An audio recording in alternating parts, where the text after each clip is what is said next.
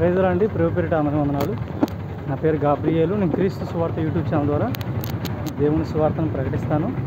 ఈరోజు దేవుని సువార్త ప్రకాశం జిల్లా ఖమ్మంలో బేస్తారపేటలో కూడా సువార్త చేస్తాను.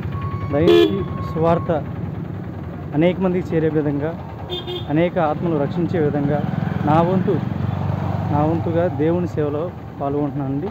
దేవుని సువార్తలో పాల్గొంటున్నాను. మీరు కూడా దేవుని సేవలో, దేవుని సువార్తలో పాల్గొనండి. అనేక ఆత్మలు రక్షించే విధంగా మనం కనీసం ప్రతి ఒక్కరం